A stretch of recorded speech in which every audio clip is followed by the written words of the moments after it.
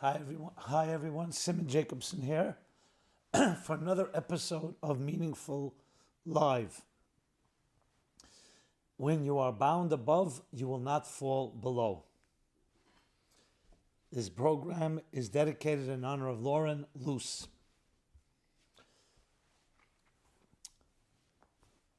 You may be surprised or maybe have heard of this title. What does it mean to be bound above, you don't fall below? So it's actually based on a story. It's a story with a man called Rab Meir of Primishlan, a great Hasidic mystic sage who came to visit a small town in Russia. And it was Friday before the Sabbath. He wanted to go to the ritual bath called the mikveh. And they told him that there is a mikveh, there is a ritual bath. It's at the bottom of a slippery slope mountain. And because it was winter in Russia, it was very difficult to get there because it was very dangerous. The slopes were slippery. But he insisted, and he went. There were two fellows who were skeptical. How is this old man going to make it down the mountain and up the mountain? So they followed him. Anyway, he went smoothly, no issue at all, down the mountain. One of them broke a leg, one broke an arm, and then came out of the ritual bath and came back all perfect. So that Friday night, they asked him, how is it possible you didn't slip? So he responded, when you're bound above, you don't fall below. In other words, when you have a rope to hold on to, that keeps you steady. It's such a tremendous lesson in life. There's an expression in the Talmud, it says, a person in fetters, a person who's tied up, a person who's bound or is in prison, cannot free themselves. Like if you're in a pit, a deep pit, if no one throws you a rope, you can't free yourself. That's physically. Psychologically, our subjectivity, our self-interest, our biases, our prejudices blind us, and sometimes we become our own worst enemy. So you don't reach out for help. Whatever the reason may be, either you minimize the problem, or you maximize, over-exaggerate what you're capable of, or you're just uncomfortable. Pride. But one of the most important lessons in life is there are many challenges that we need help. That doesn't mean we're not capable. Part of our being capable is recognizing we may have a blind spot. We may be subjective. Well, for sure subjective. And we need an objective opinion. Take a legal situation. If you're not a lawyer, not an attorney, even if you are, why do you go for advice? Legal advice. Same thing, medical advice, financial advice. Because even if you may be experienced, you always want to have a fresh perspective, an objective perspective. Even though it's true many people go to a consultant and then they don't listen. But if you're a wise person, you recognize that you want to have counsel. And especially when it comes to emotional issues. Personal emotional issues sometimes are very close to home. So they touch a nerve. We don't like to talk about things that are uncomfortable. So what we do is either minimize it or ignore it, or what we call denial. The classic joke used in recovery, a guy at night, he's looking for the keys he lost. Looking here, he's looking there. A neighbor comes by and says, what are you looking for? He says, my keys. He says, let me help you look. Great. Where did you lose them? Let's retrace the steps. So he points 100 yards away. He says, why are you looking here? He says, here's where the light is shining. We'll often go to places where the light is shining, because the problem itself is too uncomfortable to address. We look at the symptoms, we don't always look at the roots. The idea of being able to be bound above, firstly and foremost, there are many meanings in it and we'll discuss them, is the idea, don't do it alone. Have someone you can hold on to. So it's being able to go beyond. We're all subjective, but recognizing you're subjective is the key to not being blinded by it, to not being trapped by it, to not being making the mistakes as a result of it. But on a deeper level, obviously, bound above means an element of faith, connecting to something greater than yourself, connecting to the eternal. And it goes hand in hand, obviously. It means ultimately that you're not a self-contained entity. So it's true, Hillel, the great sage, said, if I'm not for myself, who will be for me? Absolutely. But then he continued immediately and said, if I'm only for myself, what am I? The understanding that getting support or turning to heaven in prayer or faith or trust in another, especially trust in something beyond yourself, is not a sign of weakness. It's a sign of strength. Obviously, you do whatever you can do, but you recognize that you become far stronger when you have another person that you can lean on. The key is to have balance, not to overlean, to do whatever you can and make sure that's a support to you. On the other hand, the other extreme is not just to rely on yourself, to know there's someone to rely on. All healthy relationships are symbiotic in that way. There's a give and take. Look at nature itself, the cross-pollination of different species, of different forces at work. And the same is in a healthy relationship. It's finding a type of cooperation of diverse forces.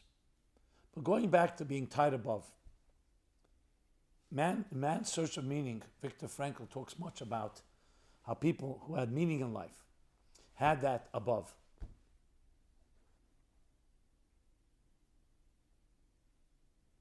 That when you have a purpose in life, you can then endure anything else. It doesn't mean they suffered less. It means they can endure the suffering because they have more resources. So being tied above means that you're tied to something greater than yourself. So even when you're in a weakened state, or you don't really know where hope is going to come from, not all is lost. I remember when I first read The Fountainhead, and Atlas Shrugged, by Ayn Rand. So we're all impressed by that individuality, that individual spirit, self-reliance. But I remember immediately when I read it, I felt, and what does he do in a time of weakness? And what does he do when he's not so sure? And how do you temper that blind ambition and drive with not stepping on other people, not becoming too arrogant and over-aggressive?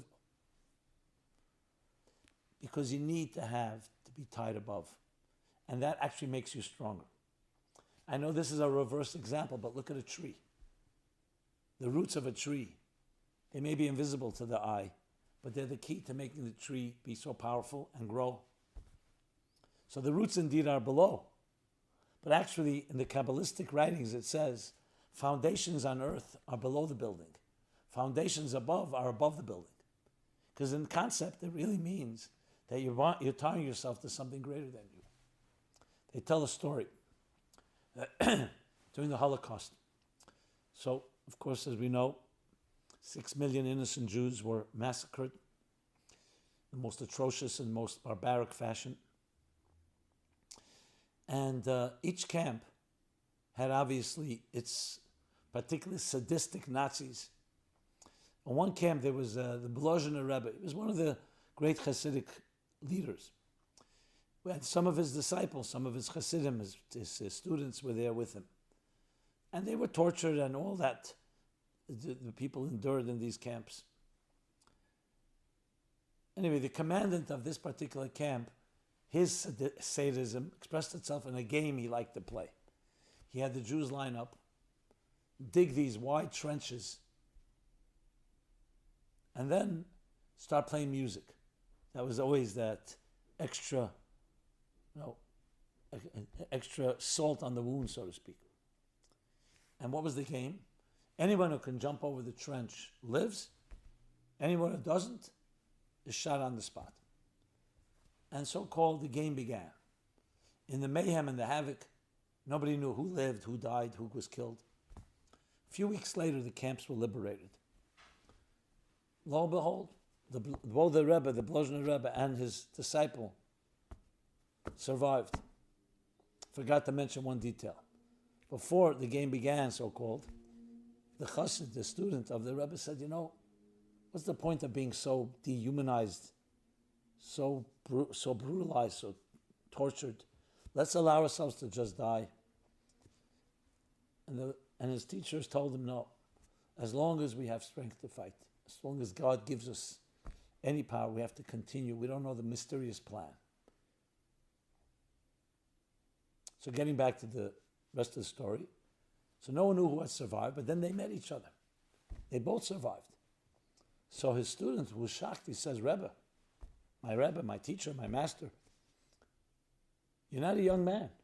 How did you have the strength to jump over those wide trenches? It wasn't so easy. So he said, I closed my eyes. This is what the Rebbe said.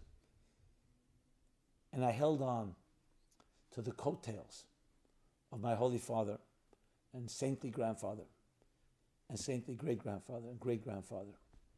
And that gave me the strength. He held on to something. He was bound above, so he didn't fall below. But then he asked the chassid, you're also not a young man. Where did you get the strength to jump over the trench? He said, I held on to your coattails. This is not weakness, this is strength. This is a midget standing on the shoulders of giants. It's recognizing that our strength comes from the roots and from the bonds and the binds and the connections we have before us. That's what gives us eternity. Imagine having no past. No past is also no future. It's a link in a chain. And it's a tremendous lesson in life. Each of us should have a mentor, a friend, an advisor. They play different roles, but all having someone else who can perhaps give objective advice, or sometimes just someone having a sympathetic ear, someone you can lean on, someone's shoulder that you can lean on. They're very powerful elements in life. And it's the first step to most of healing. If you don't go for help, that can be the biggest problem. So we all are going to have challenges, but don't let the challenges become your status quo. Do something about it. The first move is action. Find values you believe in, eternal values that transcend the immediate ups and downs, that serve to that bond above that holds us strong even when we're below. It's a lesson in every aspect of life, whether it's in personal relationships, in friendships, in how we run our lives, and in general, our whole picture of finding strength in life. Not allowing ourselves to be deluded. That strength comes from the superficial, from the temporary, comes from eternal connections. Being bound above, you don't fall below. It carries you. And you see that when people have friends, of a support system, what it does for them. And of course, we are also the support system of others. So let's all take that message to heart, the lesson, and realize that that's the ultimate strength that allows us to become something much greater than we can ever be on our own. Thank you so much. This has been Simon Jacobson. MeaningfulLife.com is our website. If this message resonates and was meaningful to you, please share it with others. Please subscribe to our offerings, to our YouTube channel. I'd love to hear your feedback, your thoughts, your comments, your suggestions. We're all in it together, and we all together can reach greater heights than we can on our own. Be blessed and be well.